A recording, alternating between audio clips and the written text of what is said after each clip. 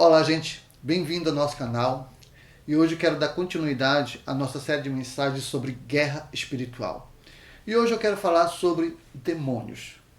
Bem, todos nós sabemos que demônios são anjos. E em outros vídeos nós falamos que houve uma peleja no céu, houve uma guerra nos céus, onde Satanás e seus anjos eles se rebelaram contra a autoridade de Deus, mas foram expulsos. E a palavra nos afirma que alguns foram acorrentados, outros foram lançados, uns estão na terra. Mas às vezes eu fico me perguntando, por que alguns foram acorrentados e jogados no inferno? Com certeza, esses demônios são altissimamente perigosos, a ponto de não poderem estarem em convívio com a nossa realidade. Mas essa é a grande questão. O pecado, ele agiu primeiramente no mundo espiritual. E isso nos dá a entender que toda a criação de Deus foi gerada com liberdade, porque eles optaram em se rebelar contra Deus. E isso é uma das características fortes do pecado, porque o pecado, na verdade, ele te dá uma ilusão errada de quem você é. E realmente é isso que acontece. Pode perceber que alguém que era da igreja, alguém que servia a Deus, de repente começa a se enxergar de uma outra forma e às vezes de maneira arrogante, soberba, se achando muito dono da sua vida. Aliás, é o que mais é pregado hoje, né?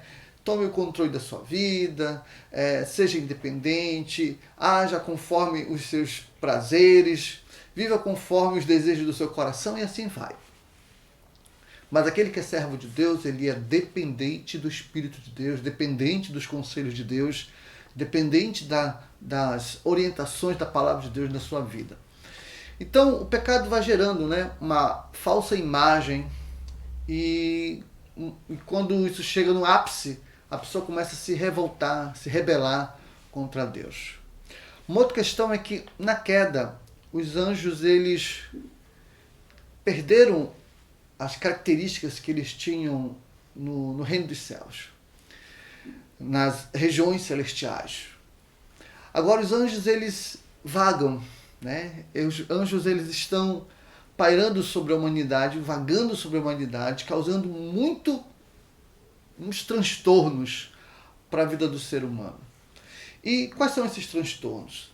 São principalmente agentes de tentação, porque eles agem na nossa mente e às vezes vão colocar pensamentos que aparentemente você pode imaginar que são seus, mas não são seus, são ideias que Satanás vai colocando, que os anjos vão colocando, esses anjos malignos vão colocando na sua mente, levando você a desejar coisas que são indignas, que são moralmente erradas e que, infelizmente, são contrárias à palavra de Deus. Vão alimentando a sua mente com ideias que são contrárias à realidade que Deus quer para a caminhada da nossa vida. E não somente isso, eles colocam dúvidas na nossa mente sobre a respeito de Deus, a respeito da palavra de Deus, a respeito dos caminhos de vitória, do Espírito Santo. Então nós estamos cercados de demônios que infelizmente estão aí para fazer com que o nosso coração passe a duvidar das coisas espirituais. Mas talvez o mais sério nessa questão de demônios é que nessa guerra espiritual eles podem invadir a nossa mente mesmo, podem tomar conta da nossa mente. Em outras palavras, tem pessoas que ficam possessas de demônios. O próprio Senhor Jesus disse que quando alguém se converte, quando alguém anda com Deus, sai um espírito maligno da vida da pessoa e fica vagando pela terra. E quando a pessoa não tem intimidade com o Senhor, não jejua, não ora, não tem relacionamento com Deus, se ele voltar a encontrar essa casa vazia, aí ele volta e traz mais outros 7 espíritos. O próprio Senhor Jesus, né, naquela ocasião dos gadarenos, expulsou legiões de demônios que estavam na vida de um homem. Então, olha como isso aqui é uma coisa séria, como isso aqui é uma coisa perigosa. Por isso que andar com Deus é uma coisa que nós devemos nutrir de maneira muito, muito séria mesmo na nossa vida, porque você pode ficar possesso de demônios. E interessante que o próprio Pedro, que andava com Jesus, ficou possesso do próprio Satanás, do próprio diabo. Imagine, às vezes você fica imaginando, então se alguém está possesso de demônio, vai cair, né, no chão, vai rebolar, vai fazer coisa feia. Nem sempre, tá? Mas ao impor as mãos, com certeza eles se manifestam. Então nós devemos ter um pouco de cuidado com relação a isso. Tem uma doutrina, vou fazer aqui um parênteses, tem uma doutrina que diz que a redenção de Cristo fez com que muitos anjos se arrependessem, retornassem a seu estado original.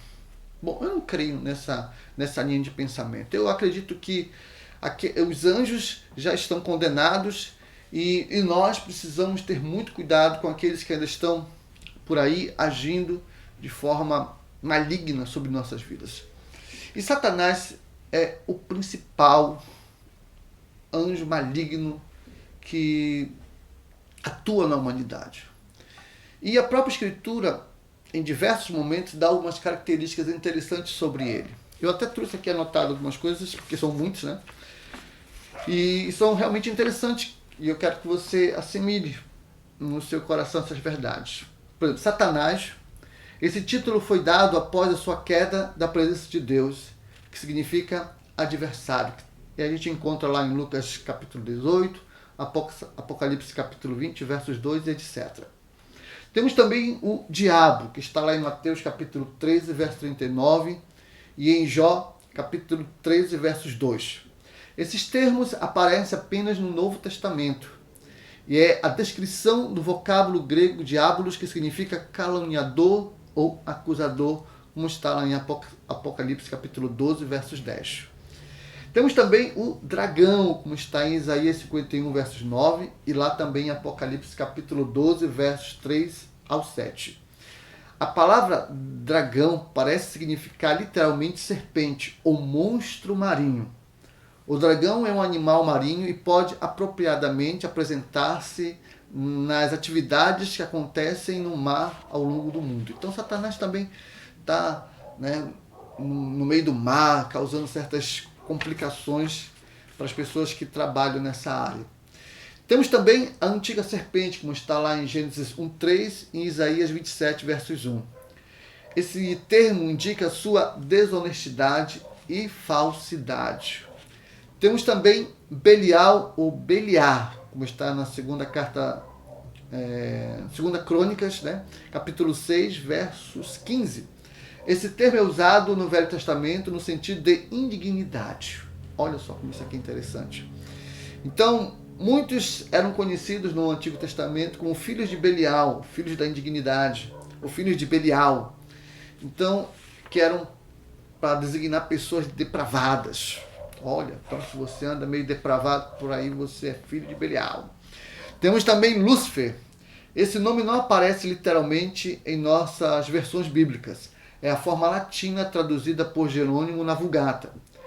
É uma linguagem metafórica de Isaías capítulo 14, versos 12, que significa filho da alva, dando aquela enfatizada sobre a realidade de que Satanás também pode se disfarçar em anjo de luz. Tá? Temos também o maligno, que está em Mateus 13, 19, e que esta é uma descrição da sua obra, do seu caráter e de sua obra. Temos também o tentador, que está em Gênesis 3:1 e também em João capítulo 13, versos 2. Este nome indica o seu constante propósito e esforço para levar os homens ao pecado. Temos também o Deus desse século, como está lá na segunda carta aos Coríntios, capítulo 4, versos 4. E esse fala dos seus ministros, quer dizer, das doutrinas. Fala da ideia errada que ele passa a respeito da vida e da religião. Temos também o príncipe da potestade do ar, como está lá em Efésios 2:2 e Efésios 6:12. Como tal, ele é o líder dos anjos do mal. tá? E o príncipe de demônios, tá ok? O outro é o príncipe deste mundo, como está lá em João capítulo 12, verso 31 e João capítulo 14, verso 30.